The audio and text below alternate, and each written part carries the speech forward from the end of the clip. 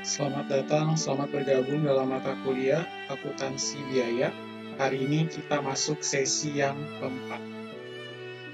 Nah, pada pertemuan hari ini, kita akan membahas berkaitan dengan metode harga pokok proses. Ya, kalau minggu lalu kita sudah membahas metode harga pokok pesanan. Nah, saat ini kita akan bahas tentang metode harga pokok proses. Seperti apa metode harga pokok proses itu? Terlebih dahulu kita lihat definisi daripada metode harga pokok proses, di mana cara penentuan harga yang membebankan biaya-biaya produksi selama periode tertentu kepada proses atau kegiatan produksi dan membagikannya secara merata kepada produk yang dihasilkan dalam periode yang bersangkutan. Ya, jadi kita akan menentukan harga dengan cara apa? Membebankan seluruh biaya produksi yang terjadi ya dalam periode atau kurun waktu tertentu. Ya, bila kita misalnya menghasilkan, misalnya perusahaan menghasilkan produk makanan, katakanlah dia melakukan pemotongan daging ayam atau chicken slaughter. Lalu ketika dia sudah mengambil, jadi dia bekerja sama ya dengan peternak, kemudian dia memperoleh daging ayam dan dia siap masukkan ke toko-toko, misalnya Belfood atau Freshmart, ya atau Ranch Market dan lain sebagainya. Nanti dia akan menentukan ya berapa harga yang ditetapkan berkaitan dengan penjualan daging ayam tersebut. Ya, berapa biaya-biaya produksi yang telah dikeluarkan. Nah, berkaitan dengan penentuan harga tersebut harus dilakukan secara merata kepada produk yang dihasilkan. Ya, supaya tepat ya dalam mengalokasikan biaya-biaya produksi yang dikeluarkan. Misalnya kita hire tenaga yang melakukan pemotongan daging ayamnya, lalu ada mesinnya juga ya, misalnya mesin untuk mencabut bulu ayamnya, atau ada listrik yang harus dikenakan atau listrik yang harus dikeluarkan, lalu ada penerangan di dalam gedung tersebut selama kegiatan operasional di jalan. Dari sana kita akan menentukan berapa harga pokok proses seperti itu.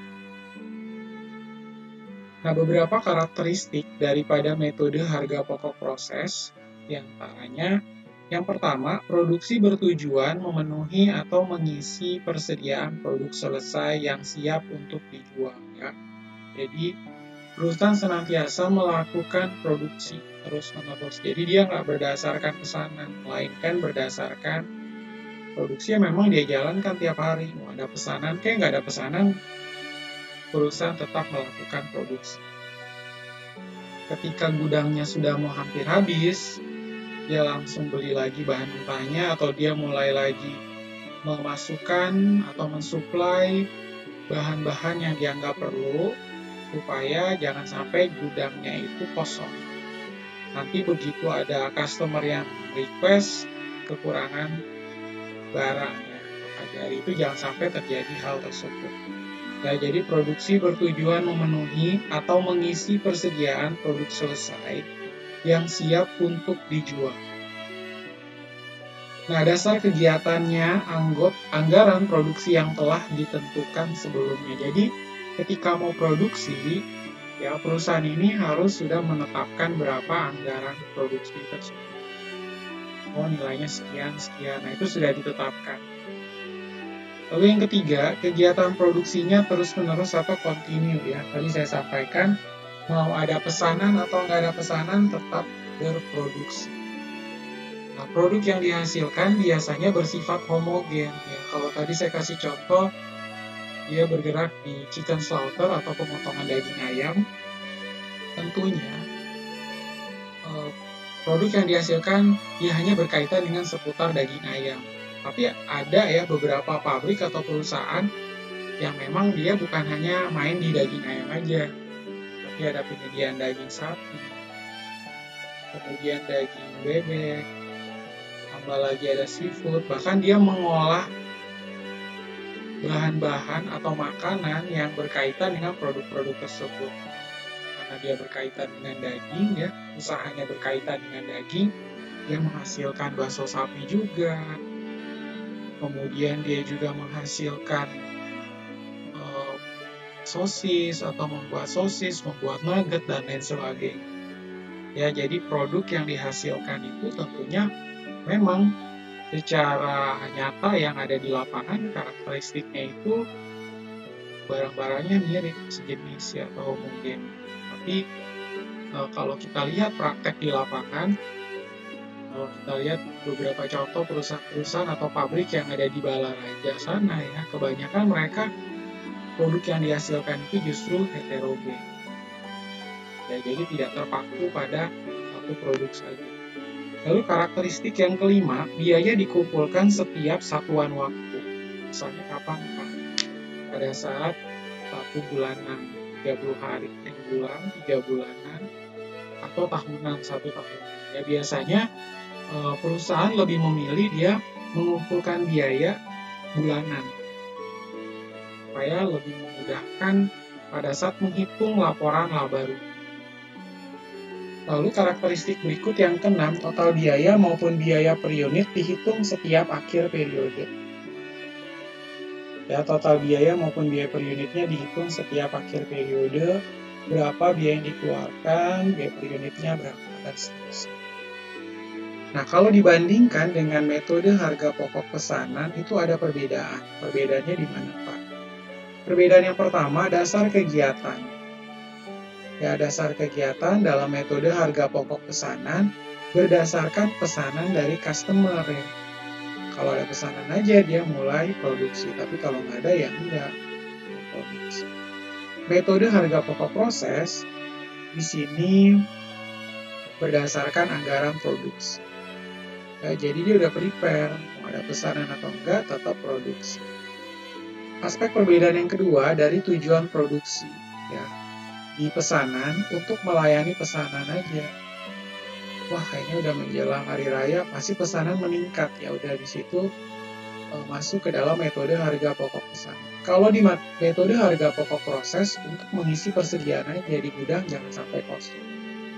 Ya, karena dia udah punya customer udah banyak ya, udah ada fix customer yang tiap bulan itu memang sudah biasa ambil barang dari perusahaan.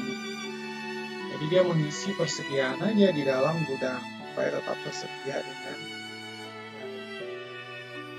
Kemudian yang ketiga, sifat produksi di pesanan berdasarkan spesifikasi pemesan. Jenisnya seperti apa, modelnya bagaimana, atau ada kalanya customer itu pesan berdasarkan barang custom ya. Nggak ada di pasaran, dia maunya pesan sesuai dengan keinginan. Ini biasa jauh lebih mahal ya teman-teman. Lalu kalau di metode harga pokok proses, itu sifatnya homogen. Ya, jadi lebih sama barang-barangnya. Standarnya juga udah ada ya. Kemarin saya sampaikan standarnya itu menurut SOP-nya sudah ada. Berdasarkan standar. Lalu aspek perbedaan dalam hal pengumpulan biaya, dalam metode harga pokok pesanan, itu setiap pesanan dikumpulkan seluruh biaya. Kalau diproses ya berdasarkan produk yang ada ya, seluruh produk yang ada dikumpulkan biaya. Nah, dalam aspek perbedaan menghitung harga pokok per unit, metode harga pokok pesanannya adalah harga pokok pesanan tertentu, yakni berdasarkan jumlah unit pesanan. Harga pokok pesanan tertentu ini berdasarkan jumlah unit pesanan. Di dalam metode harga pokok proses, itu dengan menggunakan harga pokok periode tertentu. Ya, berdasarkan apa? Berdasarkan jumlah hasil. Jumlah yang tadi di pesanan, jumlah unit pesanannya, apa dia pesanan, dia pesan 10.000 ekor ayam. Berarti berdasarkan jumlah unit ada 10.000 ekor ayam. Kalau di dalam metode harga pokok proses, harga pokok itu nanti ditentukan berdasarkan periode tertentu dan jumlah hasil produknya. Nah, ya teman-teman ya. Kita lanjutkan. Di dalam sistem pembebanan biaya, ada 3 sistem yang dapat digunakan sebagai dasar pembebanan ke dalam produksi. Apa aja, Pak? Ya. Yang pertama adalah semua biaya produksi dibebankan berdasarkan biaya yang sesungguhnya. Ya, jadi semua biaya itu dibebankan, hanya harus berdasarkan biaya aktual ya, teman-teman. Nah, sistem pembebanan ini merupakan sistem pembebanan yang paling mudah.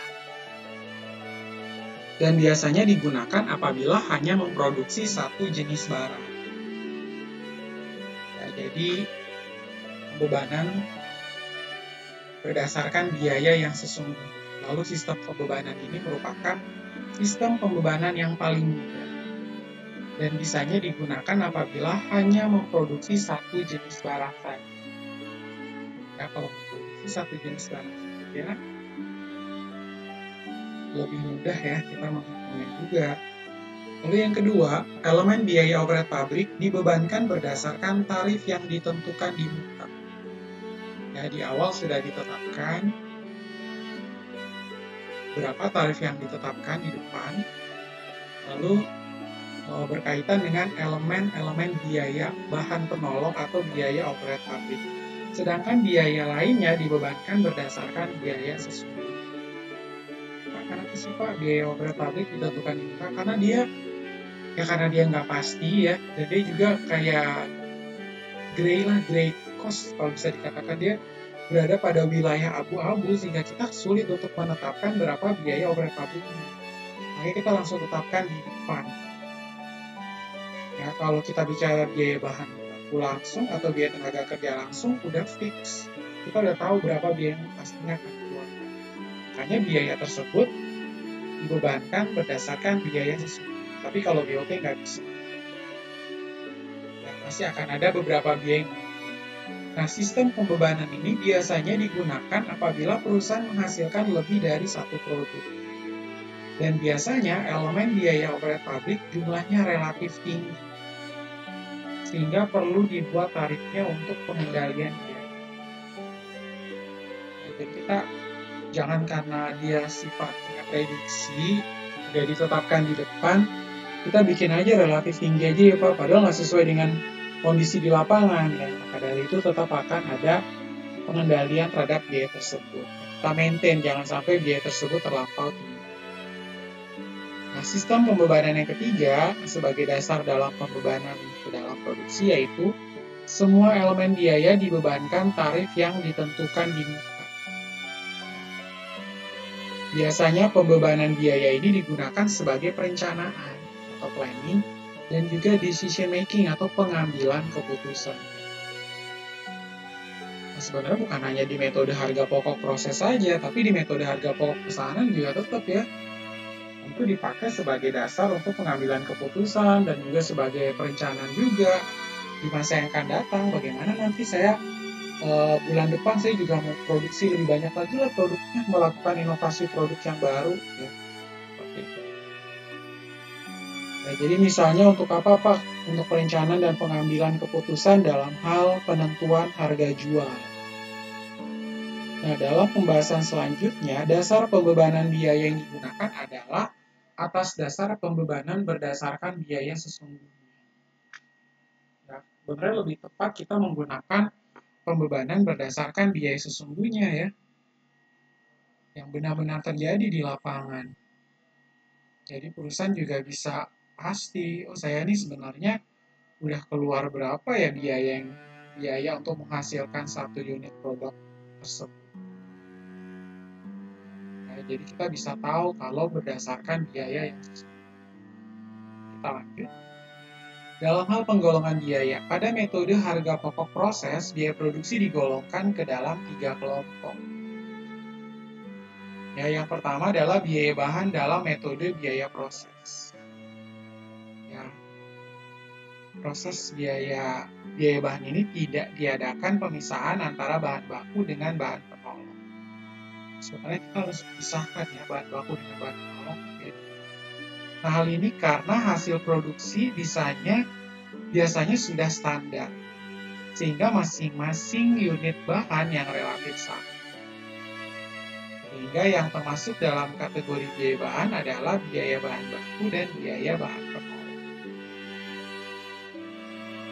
Nah, semua bahan yang dibeli dimasukkan ke dalam kartu persediaan yang disediakan untuk masing-masing jenis bahan. Ya, jadi sekali lagi bahwa kartu persediaan ini bukan kartu yang kita input secara manual, melainkan sudah berdasarkan kita menggunakan by system. Ya. Jadi kita input di komputer, kita masukkan ke dalam kartu persediaan.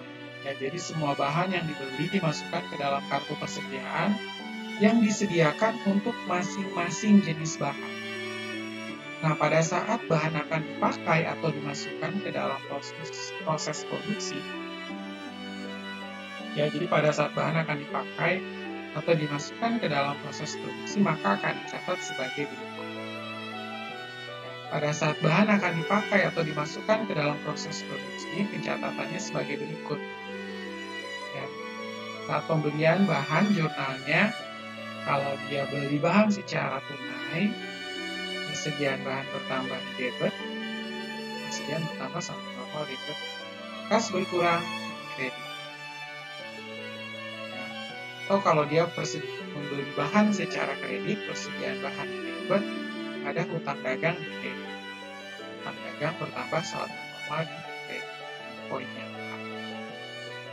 Lalu yang kedua, apabila pengolahan melalui satu departemen, jurnalnya adalah sebagai berikut. Barang dalam proses biaya bahan di debit pada persediaan bahan. Kembali lagi, karena persediaan bahan tadi kita beli berada di posisi debit, sekarang dia kita taruh di kredit. Karena sudah terkonversi menjadi barang dalam proses biaya bahan. Ya, persediaan bahannya kredit. Jadi nanti kalau di general ledger, dia jadi 0 ya, karena persediaan bahan di debit yang di kredit jadi 0. Kemudian yang ketiga, apabila menggunakan dua departemen X dan Y dan hanya departemen X yang menggunakan bahan, jurnalnya adalah sebagai berikut. Ya, kita jurnal khusus yang departemen X aja, karena hanya departemen X yang menggunakan. Di persediaan bahan, barang dalam proses biaya bahan departemen X, pasti nanti akan ada persediaan bahan yang masih sisa yang belum dipakai khusus untuk departemen ini. Nah, sementara ini kita baru mengakui yang departemen X. Ya, siap. Lalu yang keempat, apabila menggunakan dua departemen X dan Y dan semua departemen menggunakan bahan, jurnalnya lihat kode D, barang dalam proses biaya bahan departemen X debit, barang dalam proses biaya bahan departemen Y debit, ada persediaan bahan kredit.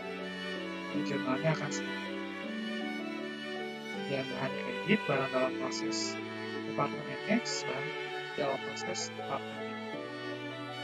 Akhirnya habis ya persediaan bahan bakunya habis karena sudah dialokasikan ke dua departemen.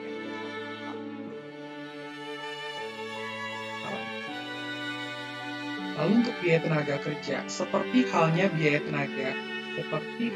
bahan, dalam metode harga pokok proses, biaya tenaga kerja tidak memisahkan antara biaya tenaga kerja langsung dan biaya tenaga kerja tidak langsung. Ya kan harusnya berdasarkan penjelasan saya, kalau tenaga kerja langsung memang dia independen ya, berdiri sendiri. Lalu untuk biaya tenaga kerja tidak langsung kan harusnya kita bunyiin di biaya over pabrik. Ya. Tapi ternyata di dalam metode harga pokok proses, dia tidak memisahkan antara biaya tenaga kerja langsung dan biaya tenaga kerja tidak langsung. Apabila perusahaan mengolah hasil produksinya hanya menggunakan satu departemen saja, maka semua biaya tenaga kerja pabrik diperlakukan sebagai elemen biaya tenaga kerja. Dan jurnal untuk mencatatnya adalah sebagai berikut. Nah, jadi apabila perusahaan mengolah hasil produksinya hanya menggunakan satu departemen, maka semua biaya tenaga kerja di pabrik diperlakukan sebagai elemen biaya tenaga kerja. Jurnalnya, gaji dan upah kredit, lalu bertambah, yaitu barang dalam proses biaya tenaga kerja. Ya, jadi kita alokasikan gaji dan upah itu ke barang dalam proses biaya tenaga kerja di DP.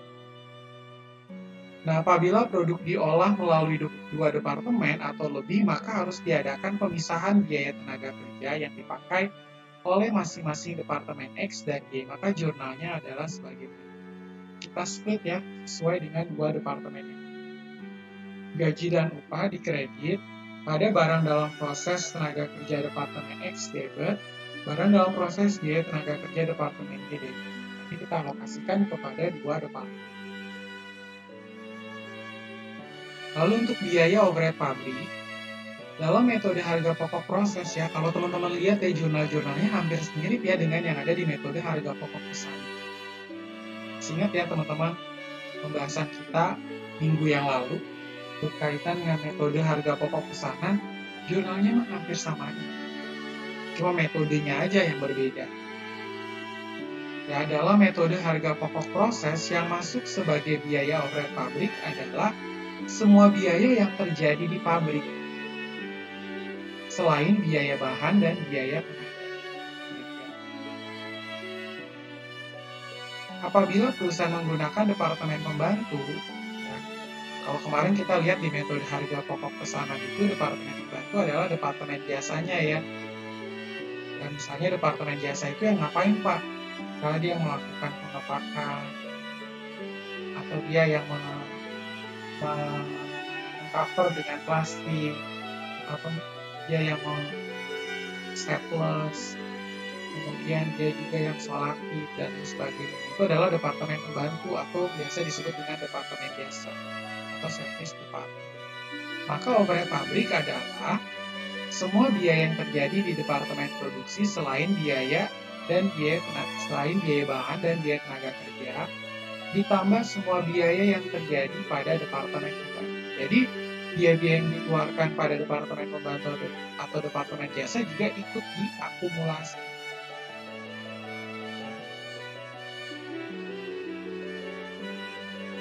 Untuk mencatat biaya yang overhead sesungguhnya, maka dibuat jurnal sebagai berikut. Nah, teman-teman lihat, pada pertemuan pertama, saya juga menyebut yang berikut ini adalah beberapa contoh biaya overhead. Ada persediaan supplies pabrik, ada depresiasi atau penyusutan, biaya sewa pabrik, persediaan suku cadang, beberapa rekening yang dikredit. Lalu kalau kemarin ada persekot, ada biaya asuransi gedung, ya kan? Itu kan masuk sebagai overhead. Makanya kalau poin-poin yang ini, yang ada 5 ini dialokasikan ke biaya overhead pabrik. Kita harus menetapkan biaya overhead pabrik karena emang apa aja itu yang ini. Persediaan supplies pabrik, penyusutan, biaya sewa pabrik, persediaan suku cadang, dan berbagai rekening. Nah, sedangkan pemakaian biaya overhead pabrik ke dalam proses produksi, jurnal yang dibuat adalah sebagai berikut. Apabila menggunakan satu departemen pengolahan, maka jurnalnya sebagai berikut. Biaya overhead pabrik kita langsung alokasikan ke barang dalam proses biaya overhead pabrik. Pak mau tanya Pak, kenapa sih Pak harus dialokasikan ke BDP? Ya sama kayak bahan juga ya. Biaya bahan baku aja kita alokasikan ke barang dalam proses. Supaya kita bisa tahu di gudang itu sisa bahan baku yang sudah terpakai berapa, sudah terkonversi menjadi barang dalam prosesnya berapa. Nah, dari itu biaya overhead pun sama. Ya, biaya overhead pabrik ini kita harus alokasikan berapa yang sudah menjadi barang dalam proses. Makanya jurnalnya BDP BOP pada BOP. Ya, apabila dia menggunakan satu departemen pengolahan. Tapi kalau dia menggunakan dua departemen pengolahan X dan Y, jurnalnya pun kita split ya menjadi dua seperti ini. biaya overhead Departemen X, biaya overhead Departemen Y, lalu kita alokasikan pada barang dalam proses BOP Departemen X, barang dalam proses BOP Departemen Y. Jelas ya teman-teman. Lalu kita lanjutkan penggolongan proses produksi. Seperti apakah penggolongan dalam metode harga pokok proses? Penggolongan proses produksi atas dasar jenis produk yang dihasilkan. Proses produksi dapat digolongkan ke dalam, yang pertama, proses produk yang menghasilkan satu macam barang saja atau satu item. Ya, kalau tadi saya kasih contoh, misalnya perusahaan bergerak di bidang chicken slaughter atau pemotongan daging ayam, dia hanya menjual daging ayam atau pemotongan daging ayam. Itu adalah yang poin pertama, proses produk yang menghasilkan satu macam barang. Bila dihubungkan dengan tahapan-tahapan dalam pengolahan, proses produksi yang menghasilkan satu macam barang dapat dikelompokkan ke dalam satu pengolahan produk melalui satu tahapan pengolahan saja. Ketika ayamnya udah dicabutin bulunya, dibersihkan, dipotong, ya dipisahkan yang kepala ayam, leher ayam, kaki ayam semua, lalu dagingnya, paha, dada, hati, dan lain sebagainya, dan juga si jeroan ayamnya juga ya, usus dan lain sebagainya. Kemudian dia masuk ke dalam pengolahan produk melalui satu tahapan pengolahan. Lalu pengolahan produk melalui beberapa tahapan pengolahan. Kalau tadi saya kasih contoh pemotongan daging ayam, berarti dia melalui beberapa tahapan pengolahan ya. Mulai dari bersihin bulu-bulunya, habis itu dipotong, dibersihkan dulu, baru dipotong. Dan tentunya melalui beberapa tahapan pengolahan. Lalu masuk ke dalam kemasan, ada styrofoam, lalu dilapisi dengan plastik. Ya. Siap masuk ke market. Seperti saya kasih contoh, tadi ada Freshmart, Hypermart, Benchmarker, Food, dan lain sebagainya.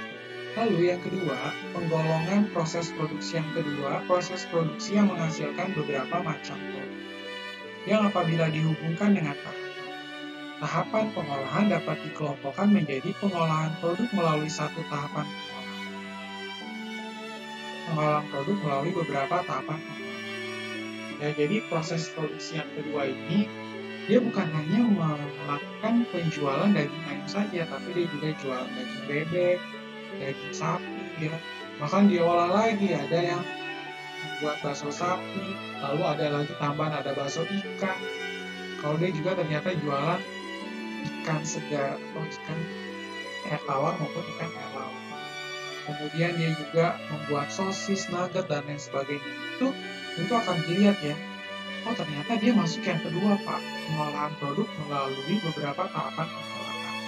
Selain produknya beragam atau heterogen, ternyata dia juga melalui beberapa tahapan pengolahan.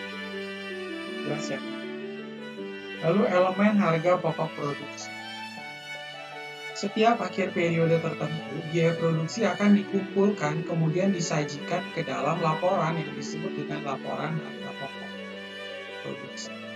Nah, dalam laporan harga pokok produksi terdiri dari 3 bagian. Yang pertama, laporan produksi kuantitas produk. Ini berdasarkan barang apa.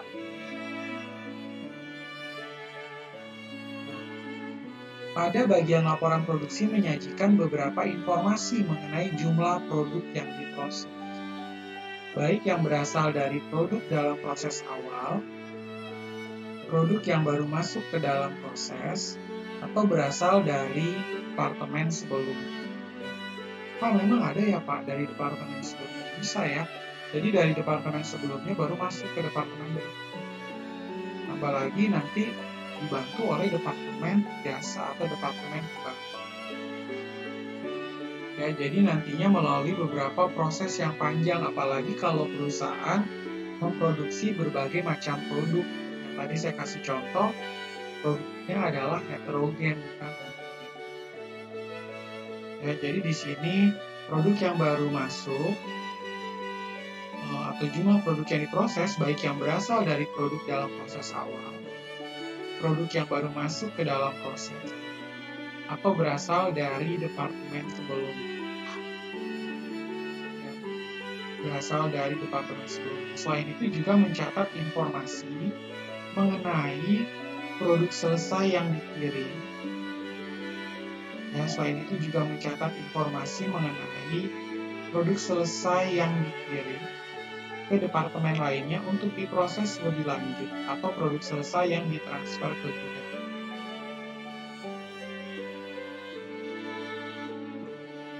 Juga mencatat informasi mengenai produk yang hilang dalam pengolahan, produk rusak maupun produk cacat dalam pengolahan. Jadi teman-teman,